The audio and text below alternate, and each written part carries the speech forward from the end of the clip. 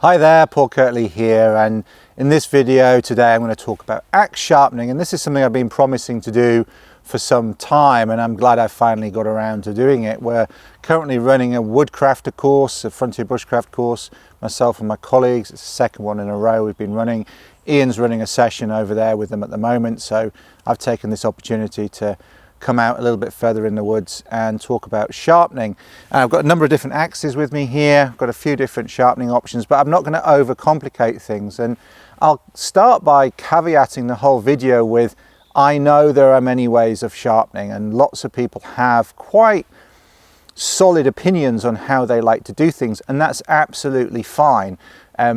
There are certain things where maybe there's only one way of doing it that really works properly. With sharpening, there's lots of different ways of getting to the same result, and it can just be down to using different equipment or using it in different proportions.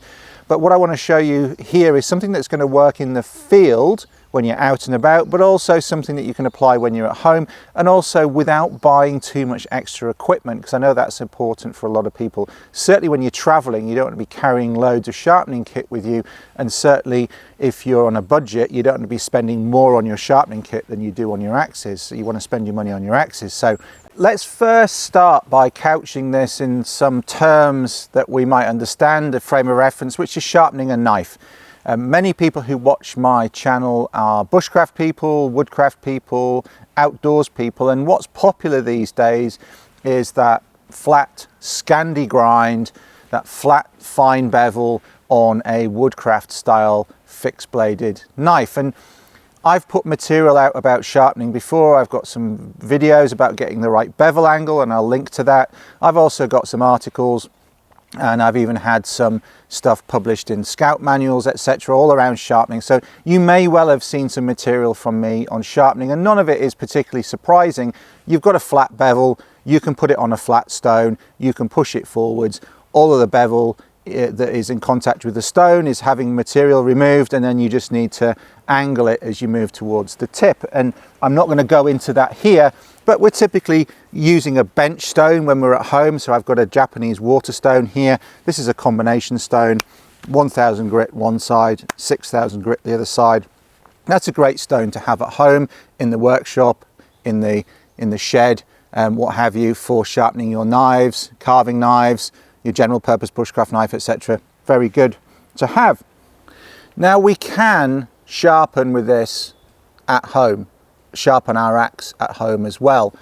And with a small forest axe, with like a half axe like this, you can just about get away with working the axe on the stone back and forth. It's a little bit more awkward than working your knife, but it's wieldy enough. That's one of the reasons we like them, because they're relatively light and wieldy and portable. We can work that on there, okay? But there's a fundamental thing you need to understand about the bevel of most axes before we start, and whether we're talking about many carving axes, general purpose axes like this or this one, yeah, which is slightly larger, 3/4, or even this one, which is a full-size felling axe, down to splitting axes. Most of them, in the final part of the bit, the bevel, as it goes down to the edge, most of them are convex, which means they bulge out slightly, and that makes for a strong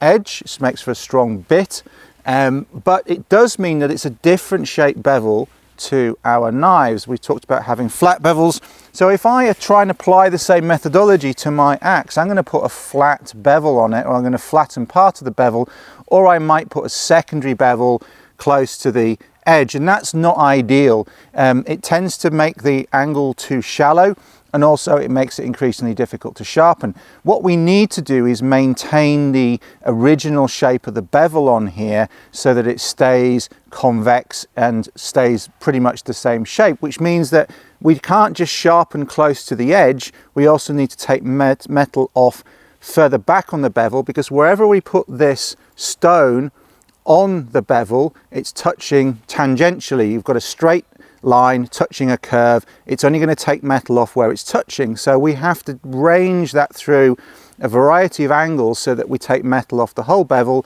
and end up with a bevel that's the same shape. We can do that with this sort of stone, but one of the issues we run into is that as we range that back, the stone comes into contact with the cheek of the axe here. Now this is quite a narrow-headed axe. This is just, as I say, it's a small forest axe. It's a Grants Force small forest axe, but Hult 4s, Hult Brooks, whatever you want to call them, Vetterlings and a number of others have similar sized axes, and none of them have a lot of meat around the axe's eye there.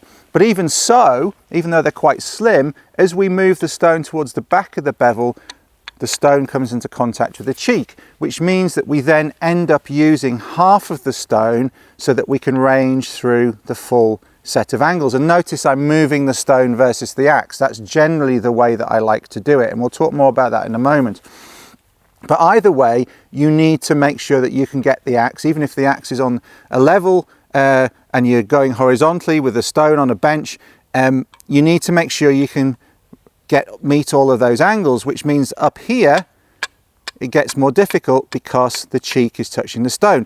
So what actually works better for an axe is half of one of these. If you saw this in half, that's actually quite a useful axe stone to have both in the field and at home, and a relatively inexpensive way of making two axe stones. You can get together with a buddy and get one of these, share the cost, sort in half, have one each, or make one yourself, keep one in the cupboard for spare.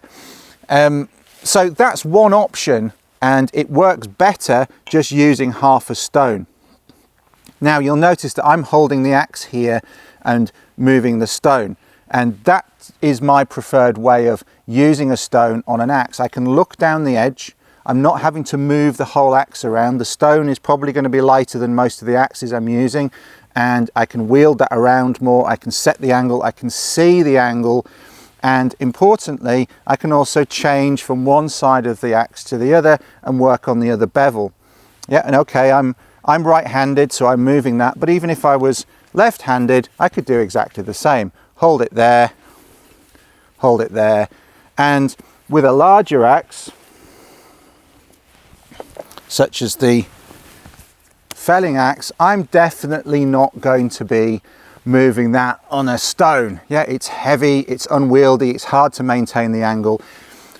What I can do is just hold this here. It's well balanced, me holding it there near the head. I can rest it on my leg if I want to, or rest it on my foot, and I can work on the bevel there with the stone. And then when I want to come around to work on the other side, I can just pop the handle on my shoulder. Again, I can see there. If I want to, I can also pop it across my body so I can look more directly down. Depends on what my dominant eye is to an extent, or what your dominant eye is. I can look down the edge there and work the stone. But either way, that's much easier than moving the axe around, especially when we move onto either a half stone, like I talked about, or a specialist axe stone like this.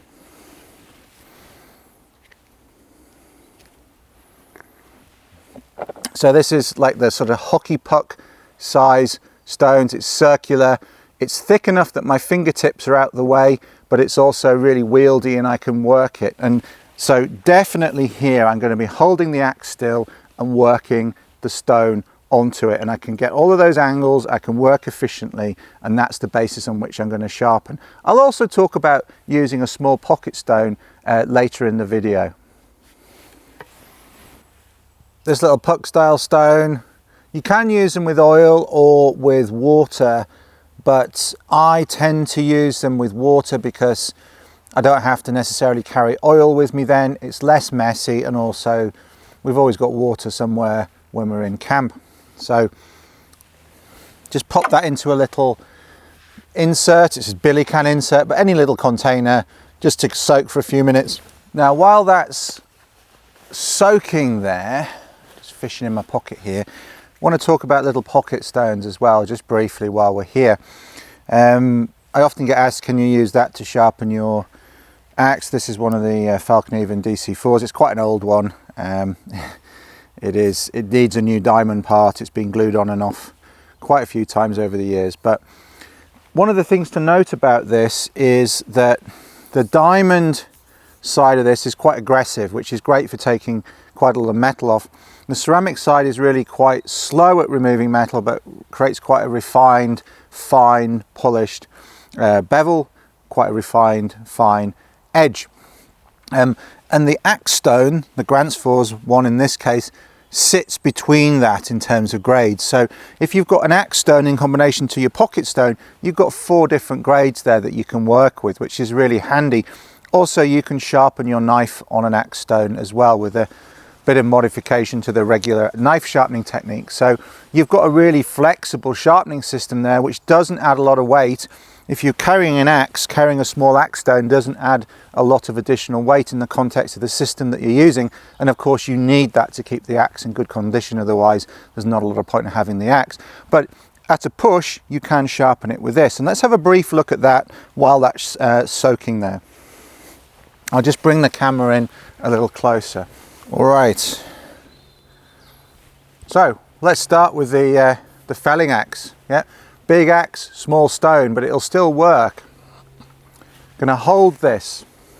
I'm going to bring the stone, and remember we want to work through those different bevel angles. Now there's 2 ways that we can hold this really. One is a bit like a file, and the other one is to span. Personally, I like the span, especially with the diamond side, because I can put a bit more pressure on.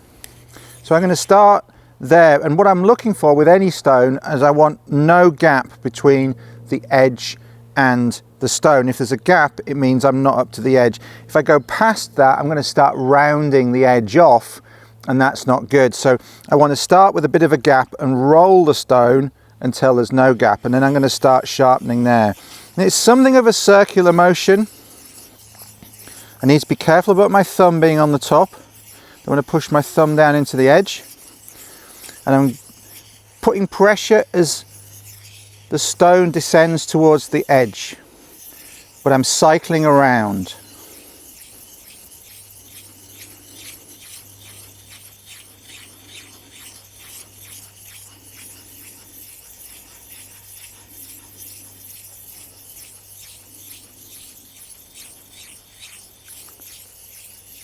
Once I've done that a few times, I'm going to change the angle slightly. So there is a slight gap, and that means I'll start taking metal off the bevel slightly back from the edge. But remember, I need to do that so that I maintain the shape of the bevel. Just to reiterate, I can also hold it more like a file. I'm actually just going to hold the diamond piece. It's stiff enough. It's awkward to hold the disassociated pieces of that old DC4.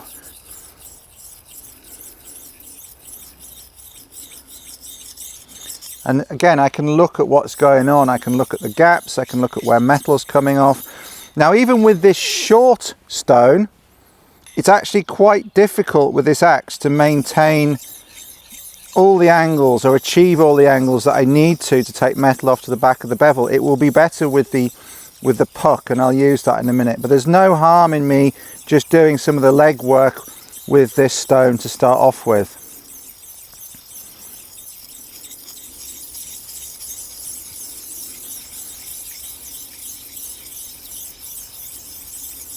This axe got used quite a lot yesterday, both for felling and for sectioning. Students were having to go with it, and being new to an axe of this size, some of them actually, when they were sectioning, caught the ground a little bit. So there's a little bit of blunting towards the tip there, because they just caught the top of the earth when they were sectioning some logs. So it definitely needs a bit of work. Definitely needs a bit of a touch from this diamond stone on here, just to bring the bevel back into the right shape near the edge.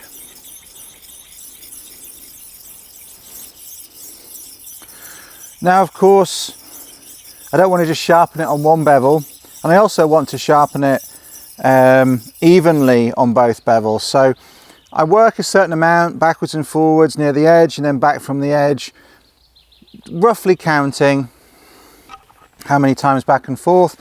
Then when I switch over, I can start working on this side just in the same way, and I can look down, and as I say, if I want to, I can also move to there so I can see directly down the edge, which can be handy. Again, I'm going to find where that point is, where there's no gap. I'm going to start there, sharpen up to the actual edge, and then do that a few times, a few passes backwards and forwards, and then reduce the angle slightly and back and forth to take metal off the bevel behind the edge, so I maintain the bevel angle, bevel shape. Now, as I say, this needed a bit of work, had a few minor little dinks in it, just little, not chips, but flat spots, particularly towards the toe of the edge where it caught the ground. So that's when I bring something like that out. It's a bit more coarse, it's going to remove more metal more quickly. Often though, I'll just start with the axe stone, or just use the axe stone. Sometimes if it just needs a little tickle, I'll just use the ceramic side of that. So you don't have to start with the most coarse stone. That's again a common question. Do I always need to go back to the most coarse stone when I'm sharpening? The answer is no. The aim is to get the edge back into shape, and sometimes that requires more work than others. And so you use the grades according to what you need to achieve. Okay, now the little puck stones had a little while to soak now, so let's have a look at using that. And as I say, I often just start with this. This has got a coarse side and a fine side. It actually tells you on these ones, it has a couple of symbols, but it says the 4 dots is the fine side and the 3 triangles is the coarse side. So given we've been working with the aggressive diamond, let's work with the coarse side to start off with. Bit of water on there. Again, I'm going to go back to the first side that I worked on, and I'm going to do the same sort of action. Circular, but with a bit of pressure down towards the edge when I'm working in that direction. Being careful not to overturn it, because I don't want to bring the stone onto the edge, because that's just going to blunten it.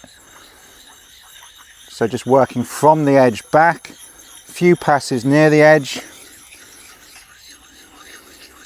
And this feels much smoother on the bevel than the diamond stone did, even though the diamond stone's quite worn and much less aggressive than it used to be.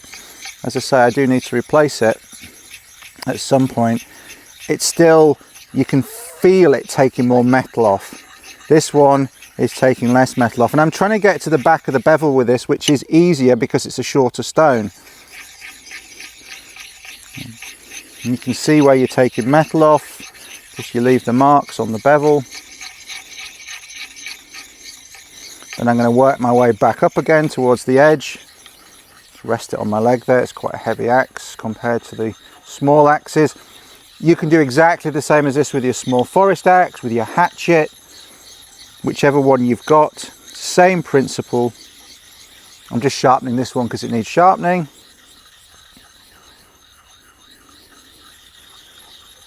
Okay, so I've been back and forth that way a few times, and I've gone down and back and forth on the edge. Now I'm going to turn around and do the same amount of work on the other side, starting again at the edge and working back. So pass along the edge, pass back along the edge,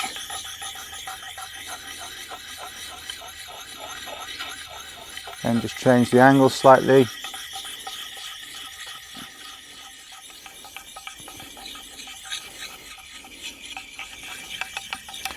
You want to keep wetting the stone from time to time, just to keep that lubrication up. Let all the grit and the iron that's coming off just slough off. Okay, so I've worked that side pretty nicely. I'm going to go back to the original side now and work it again with the coarse. I'll do that for a little while as before. Flip back to the second side again, trying to be even as possible so that I maintain a symmetrical bit over time.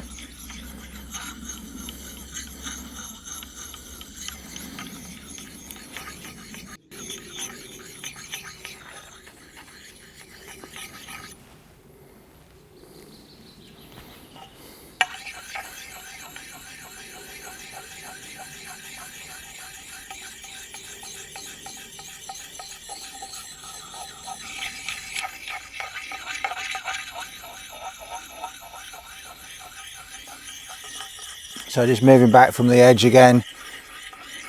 Now one of the things that people ask as well is, how do I know when to move from one grit to the next grit? Well, it's partly on feel.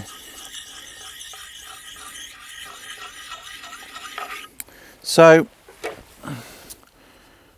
hoping you can see that there.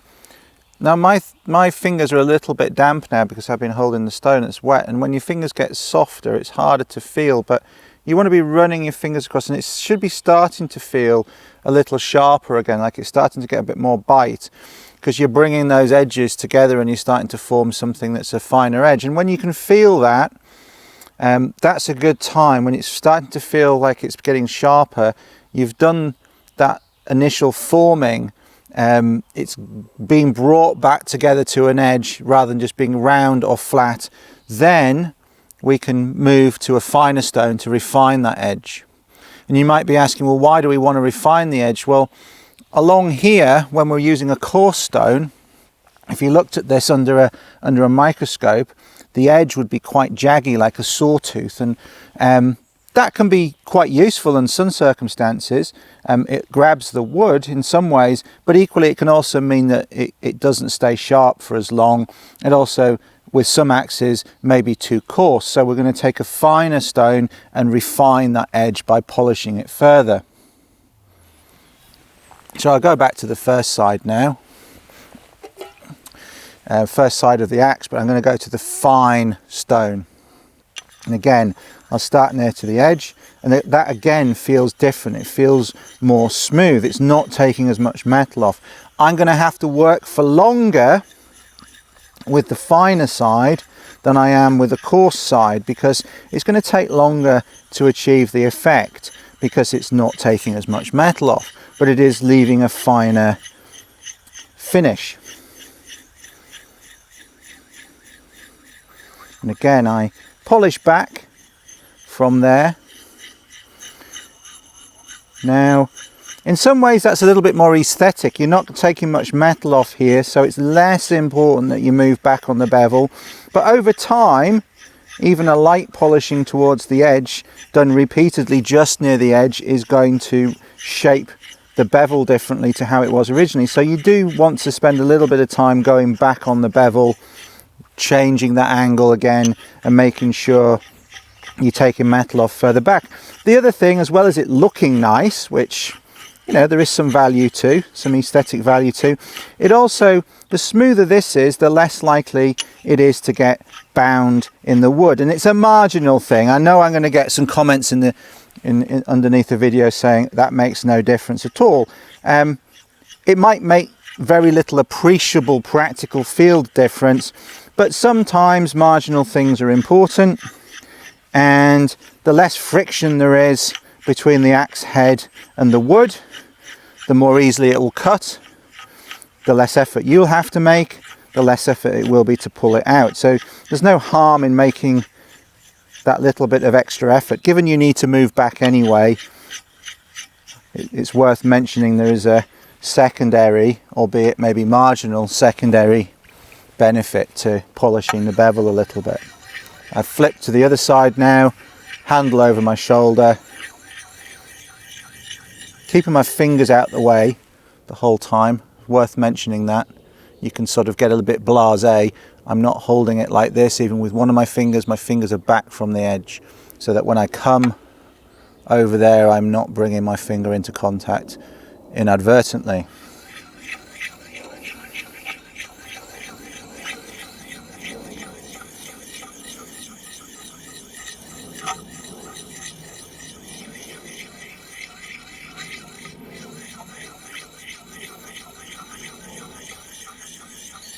So I'm going to flip backwards and forwards, doing this for a while.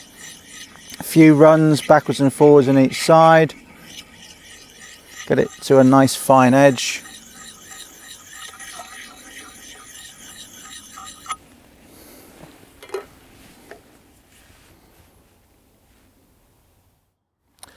Now, of course, we don't want too fine an edge on a felling axe in terms of it becoming too fine, because we're more likely to chip it. Another reason for maintaining the original bevel shape. but equally I'm not going to over finesse this. I've worked up through the grades, I've worked back to try and maintain the original bevel shape. I've got back to quite a nice edge. I've removed some of those flat spots that were there initially, or removed those flat spots from the use yesterday, and I'm not going to do a lot more. And to be honest with you, that'll be pretty much good to go. I don't need to use the ceramic stone on this, and in fact normally I wouldn't, but I'm just going to show you how I might use the ceramic stone, because I've actually already sharpened my other axes today. I did one demonstration for the students on the course earlier with a small forest axe, and I did the Scandi axe, the 3/4 axe. I did that last night after using it quite a lot yesterday. So this was the one I had left to do. I'm going to dry this off now. Just need to grab a bit of paper towel.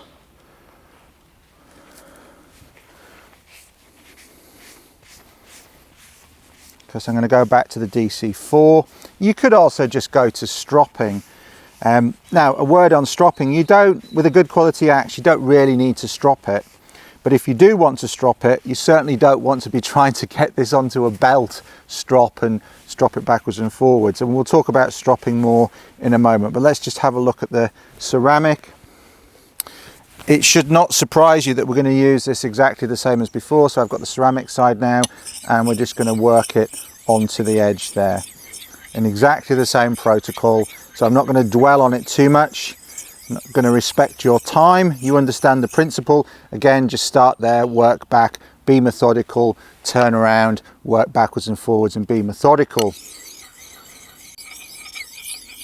You can of course circle both ways. Don't have to go clockwise, you can go anti-clockwise. And again, I'm using it like a file here, and I actually quite like that with the ceramic. I feel like I need to put less pressure on than with the diamond. It is hard to get to the back of the bevel, but frankly, with such a fine stone, you don't really need to get all the way back to the bevel. Just as much of it as you can. It's not taking a lot of metal off. Whereas with the more aggressive stones, we really do need to, because otherwise we reshape it. I know I've said that a few times, but that's one of the most common mistakes I see. You know, people bring an axe to a course and they've been sort of figuring out the sharpening themselves, and normally they've changed the bevel shape by not paying attention to the full bevel.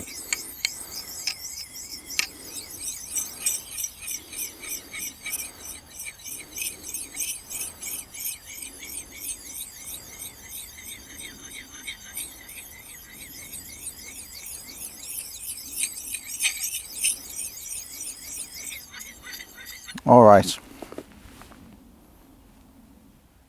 So in terms of stropping, we're going to use some sort of board strop or paddle strop. So what I've got here is a paddle strop. This is one that was made by Ben Orford. He sells these. I've got no connection with him, but he makes some nice stuff. You should definitely check out his knives and tools. This is simply a thin piece of wood, bit less than a centimetre, maybe about a third of an inch. Ash, sweet chestnut, something like that. Thin leather on there, glued on, and the idea is that you use that as a strop onto the axe in the same way we've been using a stone onto the axe rather than the axe onto the stone. What I've also made in the past is just get a thin piece of board, piece of MDF, piece of wood, offcut from some other project at home. Not so thick, again, maybe a little bit thicker than this, but it doesn't need to be. Piece of old leather glued on. It could be off an old leather sofa. It could be you've gone to the thrift store, you've bought an old leather handbag that's got some raw leather on the inside. You pay virtually nothing, or you get some leather offcuts from a maker that's making other things from leather, whatever. Just get some leather, stick it shiny side down and raw side up. And then you've also got a paddle strop that's maybe a bit more like the shape and size of a sharpening stone. You can also put some wet and dry on the other side, like P600 wet and dry, and then you've got a light, compact, portable sharpening system.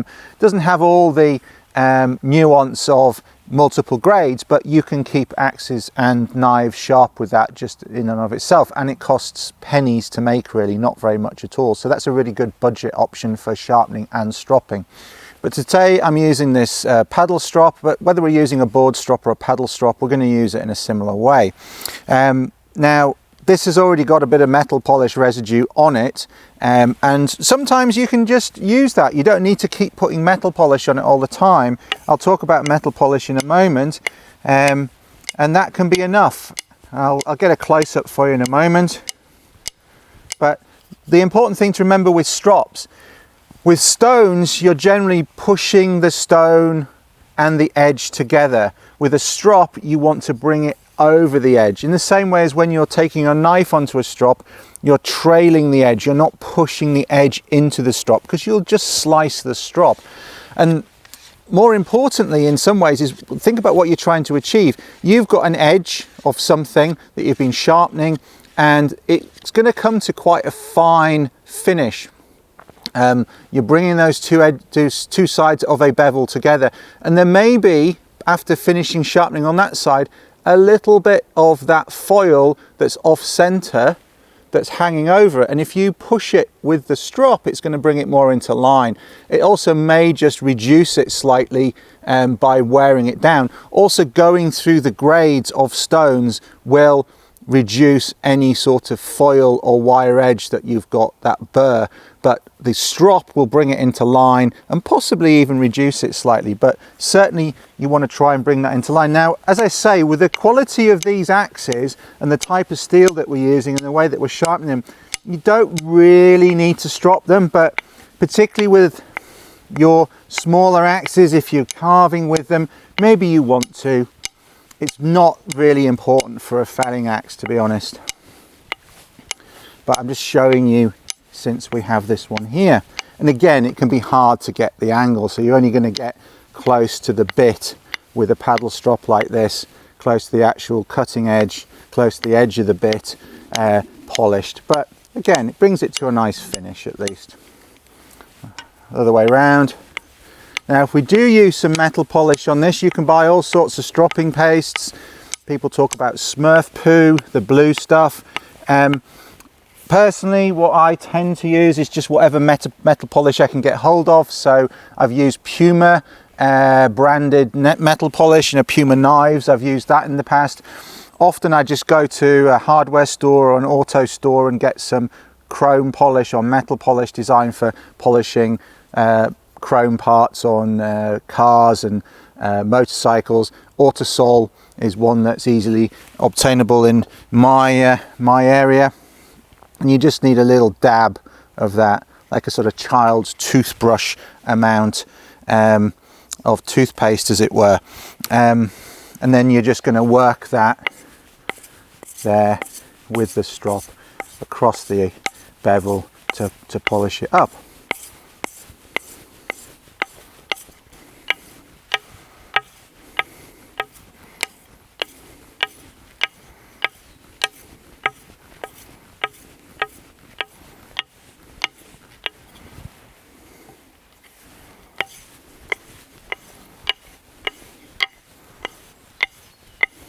Now, there'll often be a bit of residue from the first side, enough on the strop that you can work it on the second side, but of course if you need a bit more, see if you can get some off the first side, but you can always put a dab more on.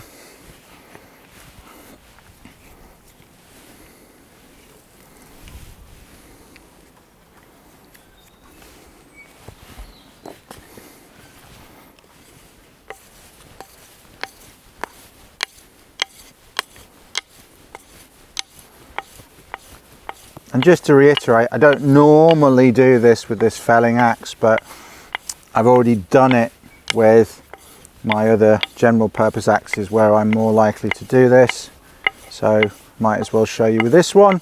Also shows you how the technique scales up and down.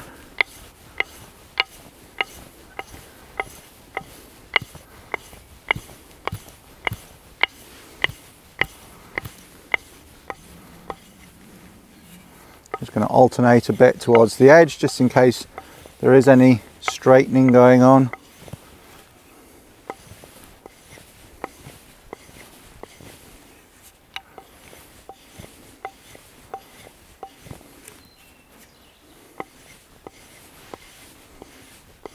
All right, I'm going to give that a wipe off now. Bit of paper towel.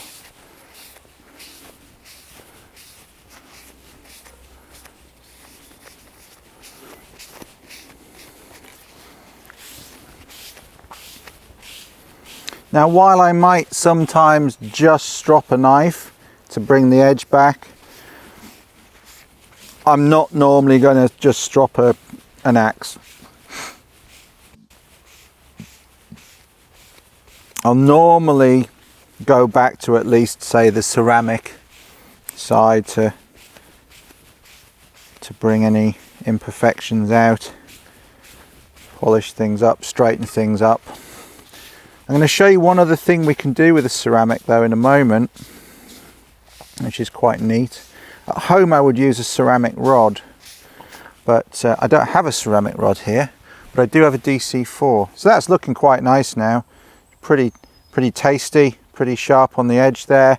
Nice polished bevel, nice and smooth, and I'm pretty happy with that. But if we refine an edge a little bit too much, can lose its bite, and we can put a very slight secondary bevel. And if you've ever seen people, say, run a knife along the top of a Land Rover window, like Ray Mears did that in one of his videos years ago, it's the same effect. So just see if I can show you the angles. Now, when we were sharpening, we weren't going beyond where there was no gap. Here I'm going to go slightly above that angle, but I'm not going to do it with the full flat.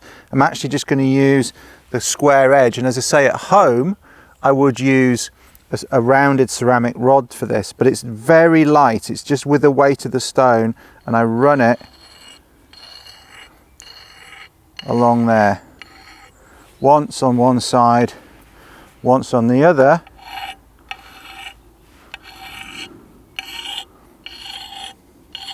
then I have a feel.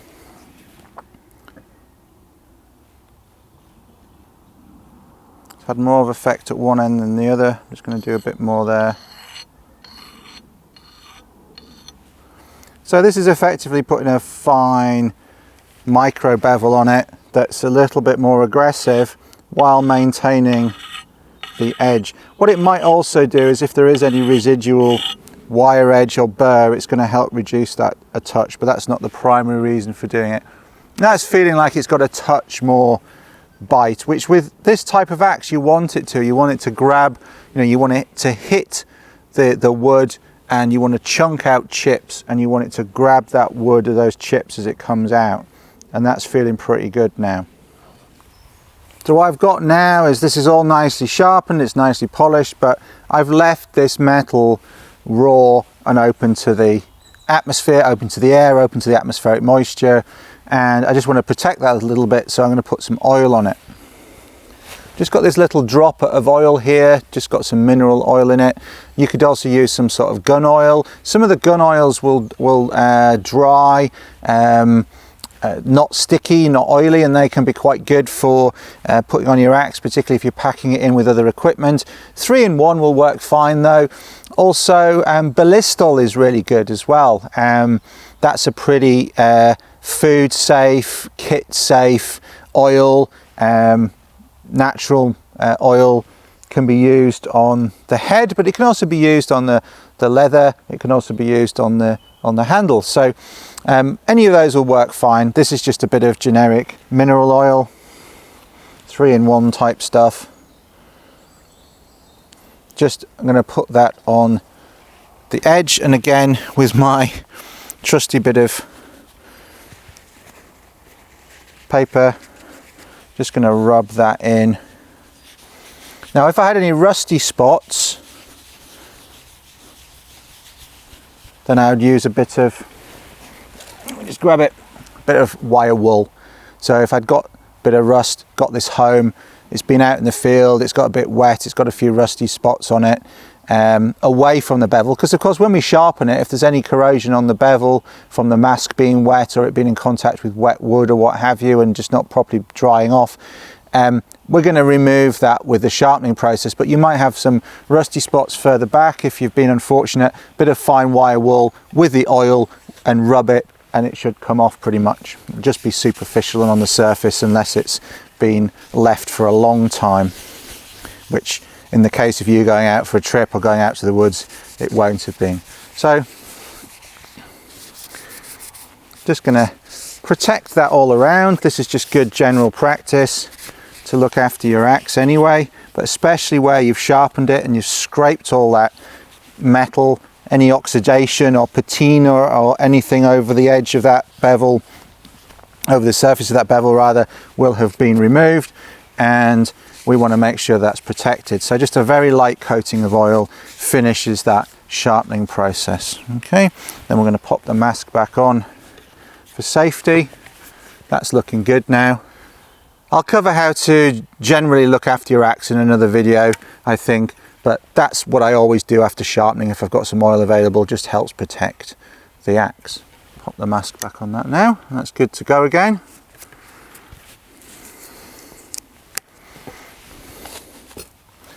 So that's all my axes nice and sharp. I didn't show you those, but you can see spent a bit more time on the bevel of that one. Lovely shiny bevel on that. Maybe a little bit pretty, but it's nice to bring things right back to how they are, and that was just a bit more with the ceramic and then a bit more with the strop, bringing it up to that lovely polished finish there, and that's very sharp. But that's my 3/4, light felling and limbing and sectioning. I like that for, as well as winter travel, just a general purpose camp axe, or just if I'm occasionally using an axe, and also just for general carving. Got my small forest axe. As I say, I sharpened that earlier, but I've also done some work with that since then. So the bevel's a little bit tarnished because I was working with some sweet chestnut, but that's very, very sharp as well. That's the one I did the sharpening demo with my students earlier. So works on all of these different scales of axe, what I've just shown you. Start with the grade that's suitable for the work that you need to do, work up to a nice finish, strop if you need to, put some oil on to protect it, and your axe is good to go again. So thank you for watching. I've been Paul Kirtley. If you liked this video, please hit the like button. Please subscribe to the channel. I've got more good content here already, but also more in the pipeline, and I look forward to sharing that with you. And also, I don't normally sell much on my channel, but also if you enjoy the axe content, if you'd like to learn more about axes and woodcraft, check out my book, Wilderness Axe Skills and Campcraft, published by Schiffer Publishing. Really good project to have worked on with them, and I'm really proud of the results. So available from all good booksellers, available from the usual online sellers. Also, I have a website dedicated to that book, and you can get a signed copy from me if you'd like to, as long as you're willing to pay for the shipping to wherever you are. So you've got lots of options to get hold of that. Hope you enjoy it, and look forward to seeing you on another video before too long. Thanks for watching. Take care.